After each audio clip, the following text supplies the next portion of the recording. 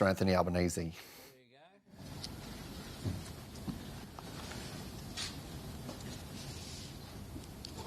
My government has always been focused on tackling the challenges of the here and now in a way that builds for the long term, helping people with cost of living pressures while investing in making our future here in Australia is the theme of the last budget, but it's a theme of the last 2 and a bit years as well. We do this as a united team, a true cabinet government. And I'm proud of our government's achievements, but I'm also proud of the way in which we have conducted ourselves as a government that has proper cabinet processes, that has a ministry of which I am so proud. Delivering for Australians, of course, is our number one priority, relieving cost of living pressure. But we've also been an incredibly stable government. No government in living memory has had the same cabinet and ministerial positions for its first 2 years in office. Indeed, the last time that government changed hands in this country was Tony Abbott in 2013, and the Prime Minister didn't make it to 2 years, let alone ministers in that government. At the next election, I will be seeking to be the first Prime Minister since John Howard in 2004 to serve out a term and to be re-elected as Prime Minister. Two people who have made an outstanding contribution to our government and to our country are standing with me here today, in Linda Burney and Brendan O'Conner. I am proud to call them my friends. I'm proud to have witnessed firsthand their passion for this nation, their determination to leave the country better for their contribution as members of Parliament and as ministers. In recent times, I've had discussions with Linda and Brendan about their future, and they have informed me that they have decided to not contest the next election as the members for Barton and the member for Gorton. As a result of that, they've also made the decision to step down from the ministry, to enable a refresh and to enable some new ministers to be able to take their place and to take us forward over the coming months before the election, which of course is due in 2025. This provides an opportunity to refresh the front bench, and this morning I've spoken with the caucus chair, Sharon Clayton. Nominations will be called for front positions to be filled in accordance with our caucus rules, and I intend to announce a new ministerial lineup on Sunday in Canberra, and then for the new ministry to be sworn in. Those who are filling new positions will be sworn in on Monday morning.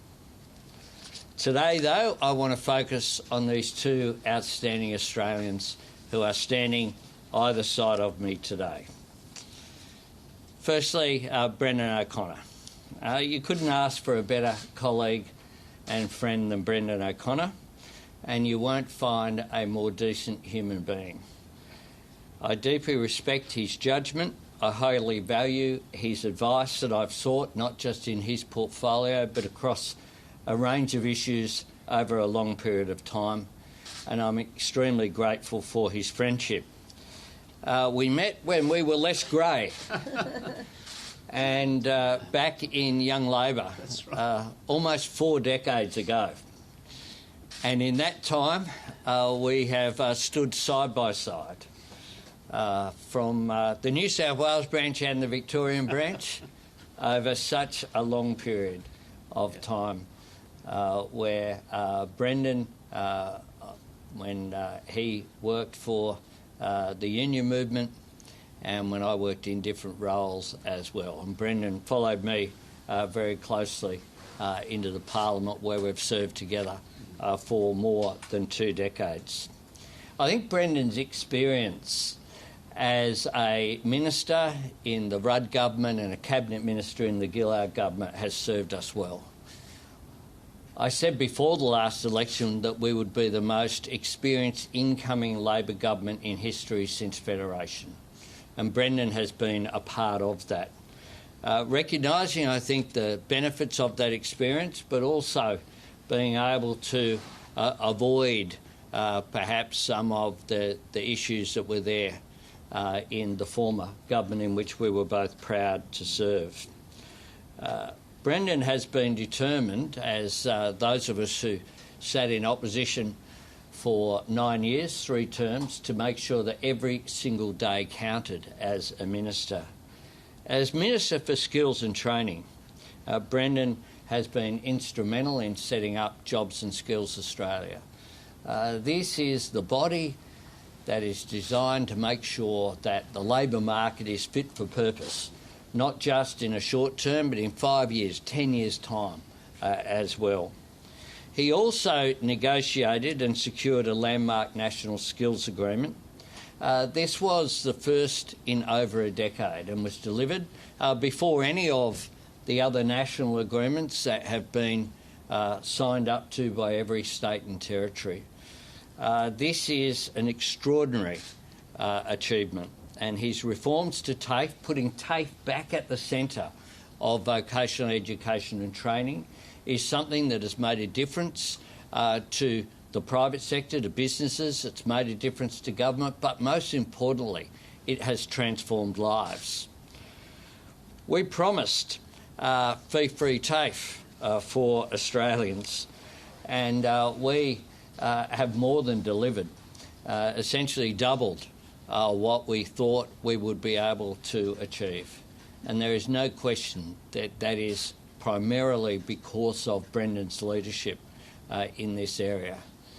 In making skills and training as important as university degrees, he's changed the way that education, lifelong education, is perceived in this country in a way that is so important.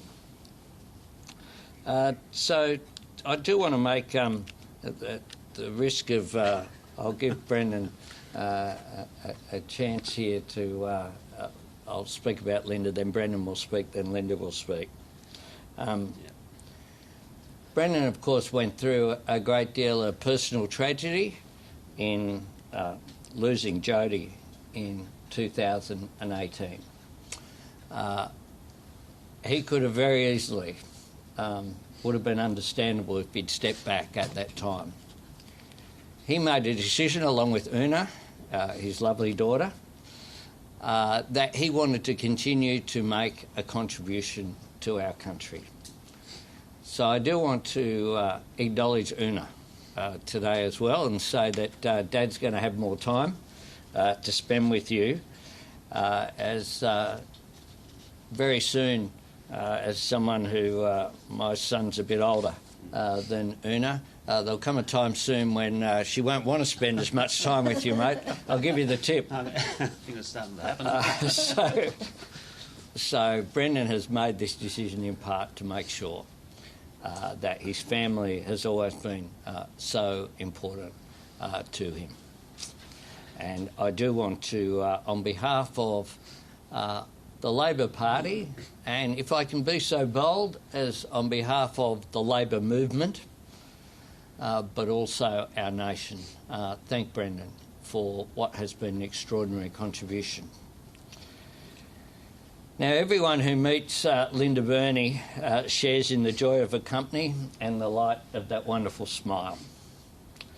And anyone who has the honour of calling Linda a friend understands the great strength behind her warmth and the courage that is the essence of her grace. The discrimination, hardship and loss that Linda has had to overcome in her life are more than most of us can comprehend. Linda was born into an Australia where she was treated as a second-class citizen, indeed wasn't recognised. Yet her life is a record of profound firsts. The first Indigenous student to graduate from her teachers' college, the first Indigenous person elected to the New South Wales Lower House, where she served as a minister, but also rose to the heights of being the Deputy Labor leader in New South Wales. She then went on to become the first Indigenous woman elected to the Australian House of Representatives and the first Indigenous woman to be the Minister for Indigenous Affairs. This is all remarkable proof that what Linda has drawn from everything that she has had to endure is not bitterness or despair. It is positive. It is one of hope and one of optimism for our nation. All of us who've served alongside Linda knows that she's someone who gives her heart and soul to the causes that she champions and the people for whom she advocates. I remember well a discussion with Linda in my electorate office suggesting that she might want to consider running for pre-selection for the electorate of Canterbury, which was at the time my local state seat after a redistribution. Linda became my local state member, and at the moment she's my local federal member after the redistribution put my home, as well as her home, into the electorate of Barton. That has changed, it must be said, with the redistribution again. Linda's humility is something that characterises her record of just incredible achievement. Linda has known great sorrow and events in her life which would have been too much for some to bear. Throughout it all, she has brightened every room that she has walked into and has never asked for anything, just asked for one thing above all, not just for her, but for First Nations people everywhere, which is respect. Not too much to ask for in 2024. We see that in spite of the setback of the referendum last year, she has continued to advocate to make a difference to the lives of First Nations people. The decision to abolish the distrusted CDP and replace it with a real plan for real jobs with real wages and real training in remote communities. The new support she's delivered for Indigenous rangers, for justice reinvestment and remote training, tools of community empowerment and self-determination. The historic and record investment in remote housing to tackle the problem of overcrowding and all of its flow-on consequences. The long overdue creation of a National Commissioner for Aboriginal and Torres Strait Islander children and young people. Working to turn around the terrible rates of out-of-home care. For Linda, so much of this work and so much of politics has always been personal. And that can mean setbacks and disappointments are more deeply felt.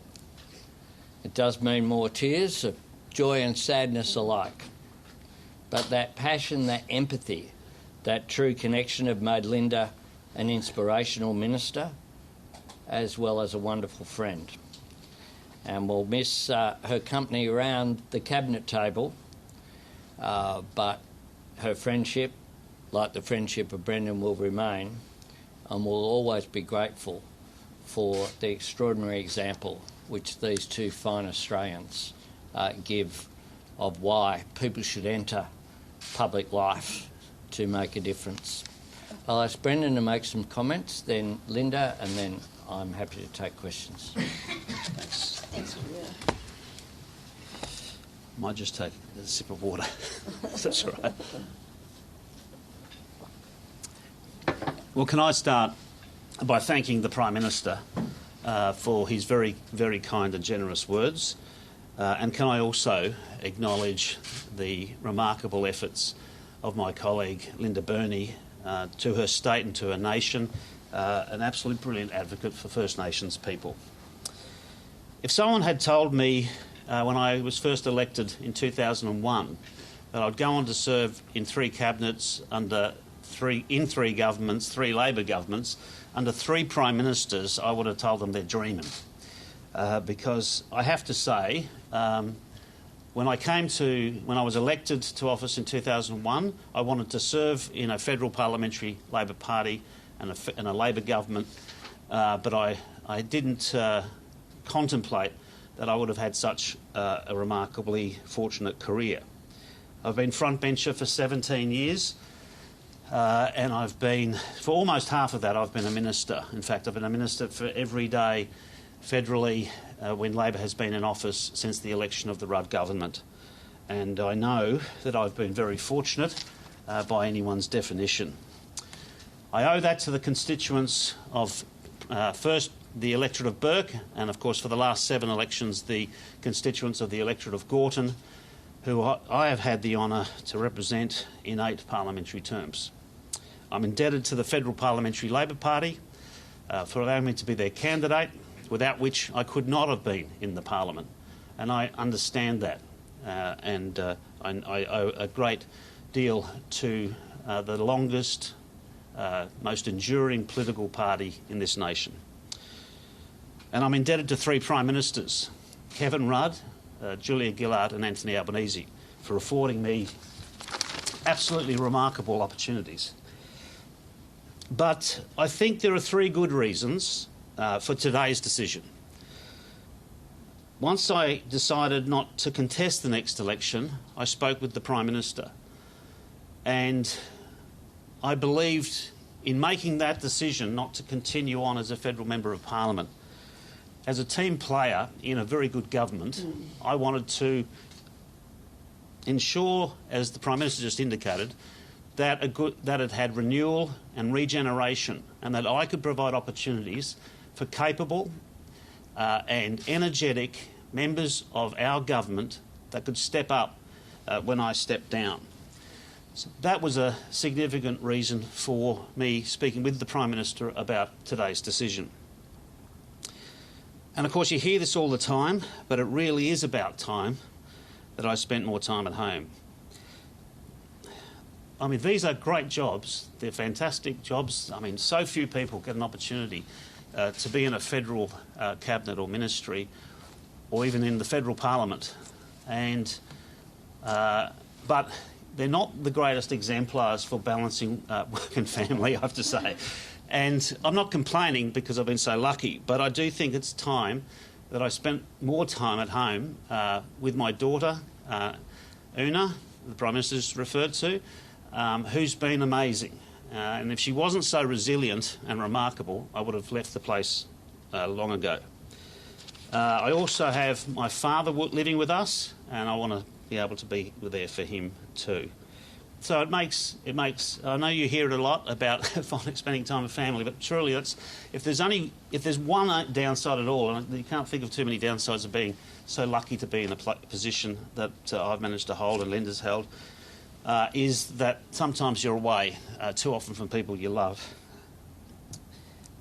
The third and final reason for today's decision, for me at least, is I'm very pleased that I'm leaving a portfolio in pretty good nick for the successor. There's been very significant reforms and very significant investment in a tertiary sector, the vet sector, that frankly has been underdone historically. The Prime Minister had the foresight to provide me an opportunity to represent that sector, and that has not happened under any federal government in this way. It provided the resources, the effort, the focus of a senior minister being able to meet with state and territory ministers and strike a very important national skills agreement. And so, and I'll just run through a couple of reforms, and the Prime Minister has mentioned them. The first bill of the government was indeed to enact the body Jobs and Skills Australia, an absolutely critical body to advise government and industry to supply the skills to an ever-changing labour market and economy, not just the vet sector, universities too. And complementing that, 10 Jobs and Skills Councils, making sure that industry is giving insight, real economic insight to government in relation to skills. The Prime Minister referred to the National Skills Agreement, 5-year agreement, $30 billion of investment, and as importantly, really significant reforms. Establishing centres of excellence. I've announced 4 so far, and there's plenty more to come, with state and territory governments, and they are ensuring we bring TAFEs and universities closer together. That's critical. Working with industry and sectors of the economy, and that's a really important reform. The one other thing I wanted to touch on, I could touch on many parts of that agreement, is foundation skills. It's hard to believe, but 1 in 5 adults in Australia have difficulties, challenges with reading and writing. 1 in 5. And we need to do better. We need to not leave people behind, as the Prime Minister often says. And I do believe that investment in the reforms in foundation skills, opening up access for people to improve themselves so they can acquire other skills in the labour market is absolutely vital. And that is also a very key element of the National Skills Agreement, of which I'm proud. And also, I've just been advised by my department, who I also thank for their hard work, that 500,000 Australians have now enrolled in fee-free TAFE since the election, well exceeding the election commitment we made well before time, and I'm very proud of being associated with that effort. 500,000 Australians getting the skills they need in areas of existing and emerging demand. And finally, on the issue of the portfolio, there's an apprenticeship review underway, commissioned by Ian Ross and Lisa Paul, that I asked to undertake that review, and that's about improving completion rates of apprentices, which is critical, again, to those apprentices, to businesses that are crying out for skills, and to our economy. And I think that's going to be really good for the incoming minister to have to respond to in time. So these are compelling reasons for me. These are, even one of those reasons would have been enough for me to make this decision, but I've got more than one reason to step down and allow a colleague to step up. So I've got a lot of people to thank. I think I've thanked a few, but I've got a lot of people to thank. I want to start with my family, obviously Una in particular, my partner Stacey, my colleagues, and my fantastic staff. But I'll leave the details of that, if that's okay, to my valedictory speech at some time down the track in the Parliament, which is also proper. I just want to finish on this note. I've been in Parliament for 8 terms.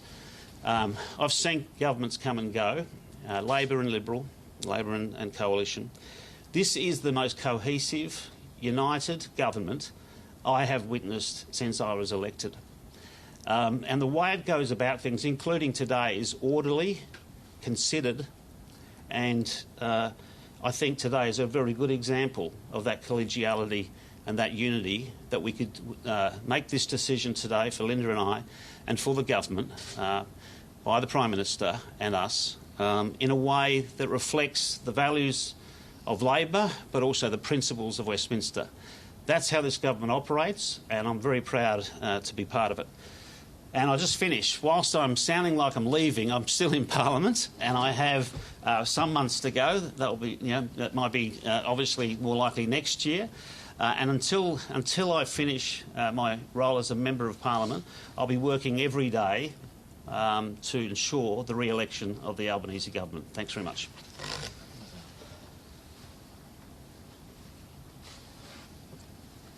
I'm going to have a drink too.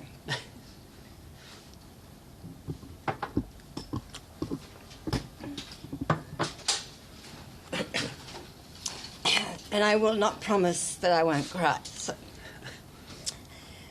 So everyone, today... And we welcome ABC television viewers joining us on the West Coast. I will not recontest the seat of Barton at the next federal election. As the Prime Minister said, after 21 years in politics, 8 years in the federal parliament and 13 years in the New South Wales parliament, it's time for me to pass on the baton to the next generation. It is time for me to pass on that baton. People like Ballanderry McCarthy, Marion Scrimgeour, Janet Stewart and Gordon Reid. Stepping back will give me time to do other things, including spending more time with family and loved ones. My entire life has always been about service, and I believe I have a valuable contribution to make outside the Parliament in the future. I'll be also standing down, like Brendan, from the ministry. During my 2 years as Minister, I am proud to have made a difference to the lives of First Nations people in this country, and I believe I've made a difference to the whole country. Record investment in housing. The Prime Minister and I announced that not so long ago in a remote community in Northern Territory to halve overcrowding in remote Northern Territory communities in the next decade. Replacing the old CDP program, creating real jobs in remote Australia with proper wages and decent conditions. And our landmark Justice Reinvestment program, helping at-risk children and young people from having their future robbed by the criminal justice system. I have been through more than my fair share of life's ups and downs.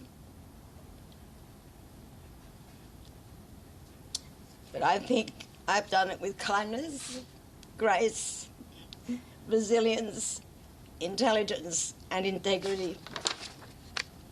Of course, the Voice referendum, as the Prime Minister said, didn't deliver the outcome we had hoped, but I think history will treat it kindly. But I know in my heart I gave it all that I could to close the gap and to advance reconciliation. I have been blessed to call so many of my colleagues friends, like Brendan and like the Prime Minister. To you, Prime Minister, I'm going to call you Anthony today. To you, Anthony, thank you for always being by my side, for your support and your friendship. To the people of Barton, my local community in Sydney, thank you for giving me the opportunity of a lifetime to serve you in the Parliament. And I will continue to serve you as your local MP until the next federal election. To all the staff that I have worked with for over the 2 decades, I can't thank you enough. And I want to thank my friends and the branch members and the New South Wales and the Federal Labor Party. And thank you, Brendan, for being here today together. Thank you. I want to thank my friends, as I said. Can I conclude with this? I was the first Indigenous person elected to the New South Wales Parliament, the first Indigenous woman in the House of Representatives, the first Indigenous woman to be appointed by this wonderful man here to Cabinet. But I won't be the last. To me, that is progress. And it's time to hand the baton on. It's been one heck of a journey, and I've loved every minute of it. Thank you. Thanks, Linda. Happy to take questions. Prime Minister, I know that the announcement is coming on Sunday, but are we expecting a major cabinet reshuffle, or is there just going to be a couple of promotions? We're expecting an announcement on Sunday. If I told you what it was now, you mightn't turn up on Sunday. We have caucus processes. The caucus, there will be 2 new ministers, and we'll make the announcement on Sunday. I think, as Brendan said, This has been pretty orderly, and the fact that this has taken place without a great deal of speculation shows how well the government functions. What does the reshuffle mean for some of your ministers, such as Andrew Giles, and his future? Well, it means that there'll be a reshuffle on Sunday. I'm not going to speculate about all of the outcomes. We have caucus processes that'll be respected. That's one of the reasons why we can stand here and make this announcement rather than it being made through a leak on the front pages of the papers. And Prime Minister, are you expecting that this will be the final change to the ministerial lineup ahead of the election? I am. We've been a very stable and orderly government. Prime Minister, do you think the results of the Voice referendum threatens to overshadow Linda Burney's legacy and all of the accomplishments you've highlighted? Not at all. No way. Linda Burney has a lifetime of achievement through her actions, through who she is. And I reflect back, I mean, I've been in politics a little while, when I approached Linda Burney Yes. about being the candidate for Canterbury, the fact that Australia's oldest parliament here in New South Wales had never had an Indigenous representative, and now today, as Linda has said, we talk about the federal parliament having multiple representatives in our caucus, as well as state parliaments around the country. There has been extraordinary change, and change doesn't happen. Good people make it happen. And Indigenous Australians put forward a request in the Uluru Statement from the Heart. We accepted that invitation to walk to a better future with Indigenous Australians by putting that to the Australian people, something that previous governments had said they would do. Just on that topic, Linda, Sure. you both described the outcome as a setback on the Voice, but did you stuff it up? Has that contributed at all to today's announcement? And if I can ask Linda, should a future Labor government try it again?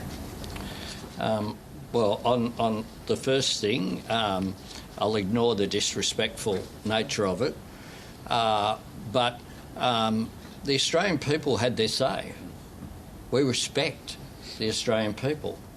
What we gave people the opportunity for was to take up the invitation that came not from the Labor Party, it came from the First Nations Constitutional Convention that was held at Uluru in 2017. We said we would put it to people.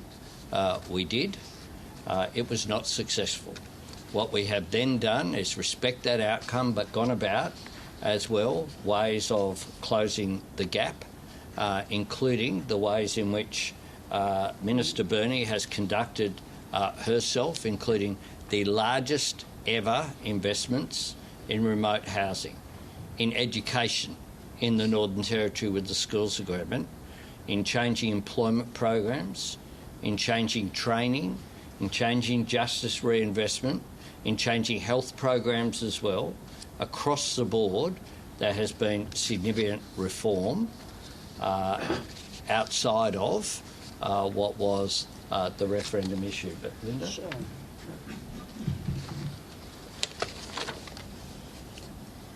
I was in Redfern in 1993 when Paul King made his Redfern speech.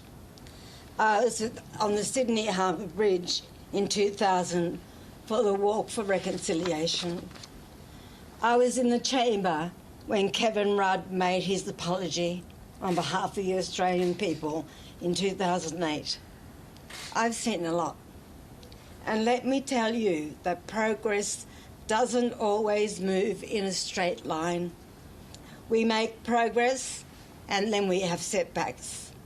That's the history of Indigenous justice in this country. But with every passing generation, the arc bends a little bit more towards justice. I've done my bit, and the time for the new generation is now. The referendum outcome, of course, was disappointing, but we accept that outcome. But let me tell you, there are some silver linings in that outcome. The silver lining of 6.5 million Australians saying yes. The silver lining of a new generation of young Indigenous leaders coming through. And the silver lining in high Aboriginal communities like the Tiwi Islands, like Yuendamu, like Yarrabah, the vote was up to 92%. So whilst people might think it is a defeat, there are some very good things that came out of the referendum. I am proud of the Prime Minister and his leadership. I'm proud of First Nations people, and I'm proud to have been part of it. Minister Burney, can I ask you, should the government move urgently to establish a Makarrata Commission? And I'd be keen for the Prime Minister's intake on that. Sure, look, I've travelled extensively, as you know, over the past 2 years. And every state and territory, bar one, has either a treaty or a truth-telling or both processes underway. I've met with Aboriginal Affairs ministers and the community. They believe we are heading in the right direction. Can I say that, for me, the issue of truth-telling is not about a judicial process. It's about bringing people together and bringing people with you. Minister, if I could just That, ask... I can't beat that, sorry. I'm not about to override the Minister for Indigenous Affairs.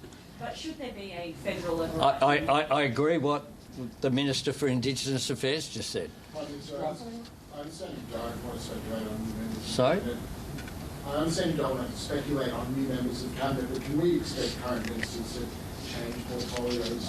I've answered the question. If you ask it a different way, you'll get the same answer. So, with respect, yeah. Why has Australia taken the decision to impose sanctions on Israeli settlers in the West Bank? We've made this decision because it's the right thing to do. Settlements in the West Bank are an impediment to a two-state solution. They are illegal under international law, and the fact that there has been an expansion of settlements over this current period is something that the government has opposed, and it's something that we have directly communicated our opposition to the Israeli government of Benjamin Netanyahu about. Prime Minister, is there room for more sanctions against Israel in coming months, possibly against the government, and is it time to recall the ambassador? No. The idea that we haven't recalled the ambassador to Russia. We have engagement with partners is important, and Australia remains a country that has an important relationship with Israel. It's important that we continue to engage. That's not to say that where there are differences of the Australian government with the policies of the Netanyahu government, one of the ways that can be communicated is by having that presence there as well. Prime Minister, can I ask, what is next for the government in terms of closing the gap, particularly on targets that are worsening? Well, I might see if Linda wants to add, but we are, across the board, I've run through some of the things that we are doing in employment. Employment is obviously in the economy, and economic opportunity is critical. Education is critical. The announcement that we made together with Jason Clare in the Northern Territory was a historic announcement, an agreement to provide record funding for education for the Northern Territory, which will particularly help disadvantaged students, of whom people from communities are a significant element. The justice reinvestment programs, the health programs that we have, as well as the specific programs such as the $250 million we have for Central Australia. All of these programs are aimed at closing the gap and making a practical difference for First Nations people, because we know that the gap is too large, and we know that in some areas there have been improvements, but in other areas there has not. We need to do better. All governments need to do better, state and federal, regardless of who is in office. This is something that does us no credit as a nation when you have the gaps which are there. Linda? Sure.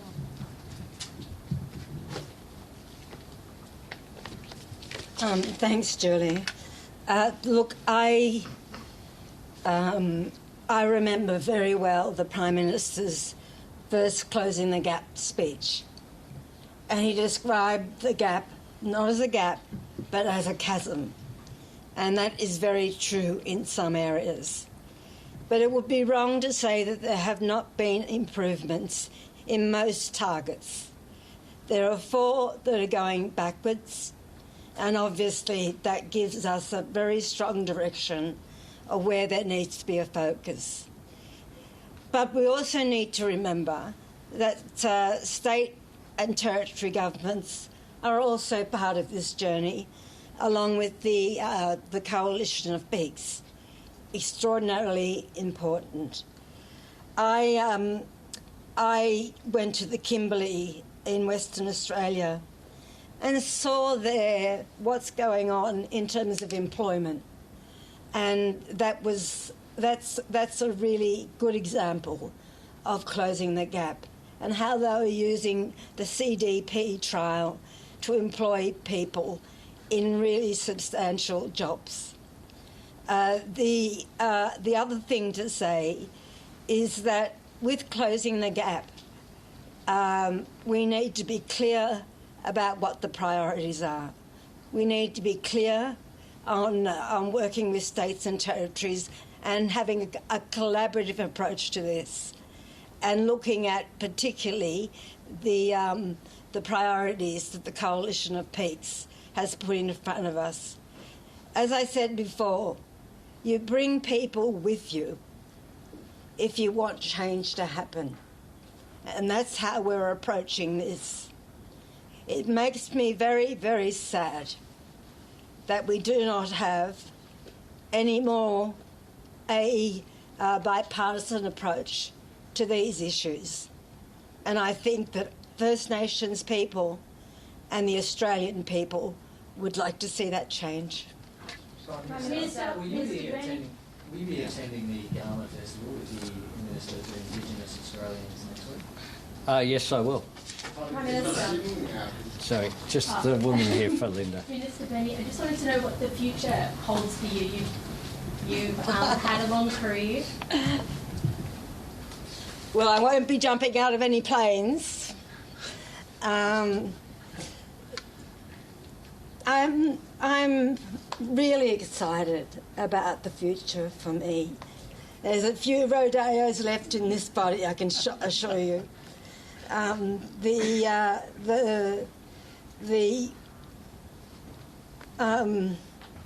The way in which I approach the future is I'm going to have a rest, and I am going to... Not yet. Next year. And I am also going to be very careful about where I move to.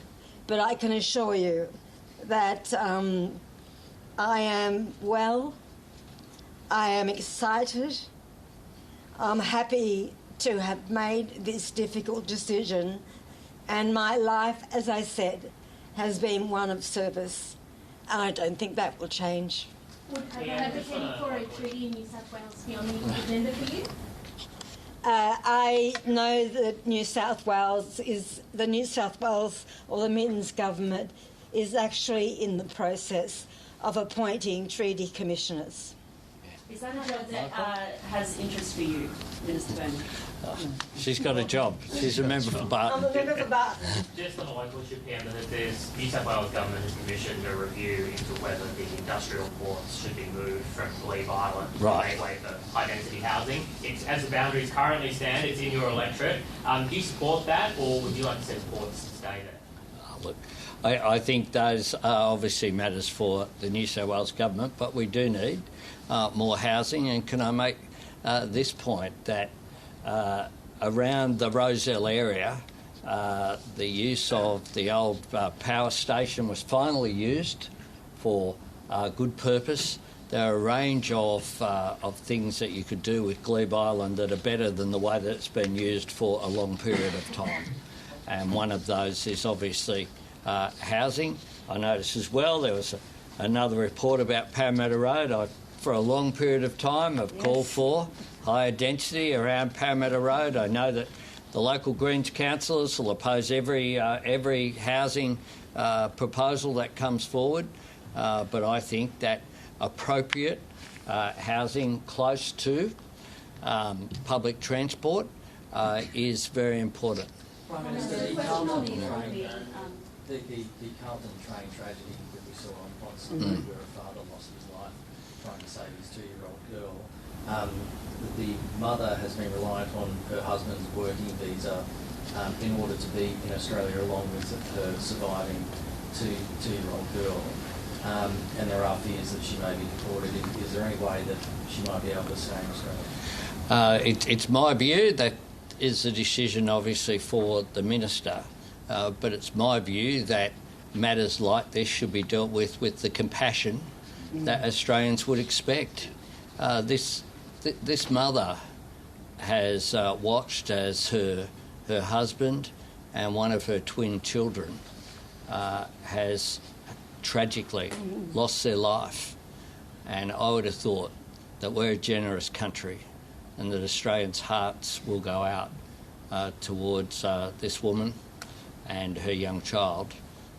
Minister, a question on the economy. A report by Deloitte is warning of a rate rise next month. That if there was a rate rise next month, it would cripple our economic recovery and erode the stage 3 tax cuts. Are the implications of a rate rise by the RBA something that is worrying you? I've seen the report from Deloitte, and can I say this? It is an endorsement of the government's economic strategy.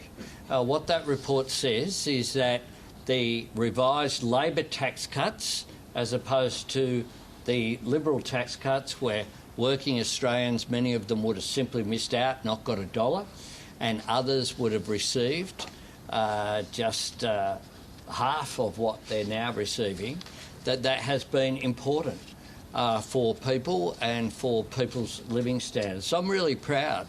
That's one of the decisions that the Cabinet made, and then we took to the entire caucus earlier this year. An example of this government's courage that you can only make if you're a disciplined, well-ordered government that makes decisions in the national interest. Quite clearly that was in the national interest, and I remind people who are today receiving higher wages and more money in their pockets that was a decision that was at first opposed before the Deputy Leader of the Opposition, Susan Ley, had seen what it was. Didn't know what it was, but they were against it. Then they said they'd roll it back, and then Peter Dutton called for an election to be held to reverse Labor's tax cuts. Well, Labor's tax cuts have made a positive difference, and the report has indicated that. Globally, we are seeing pressures on the global economy.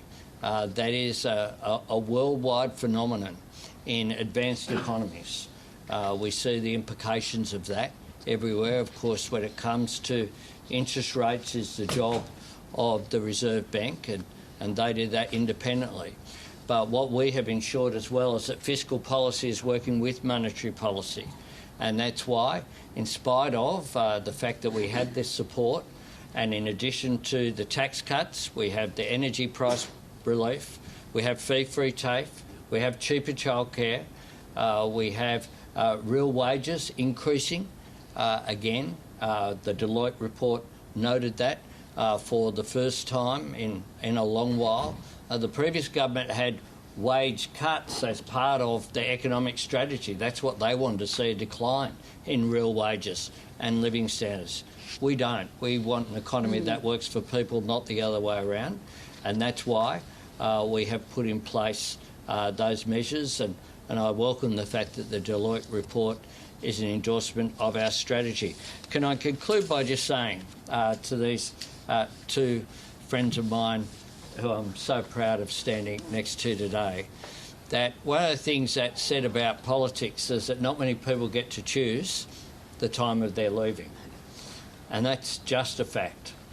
The average time of service in the federal parliament, I don't know what it is now, but a few years ago it was I think it was 5.1 or 5.2 years.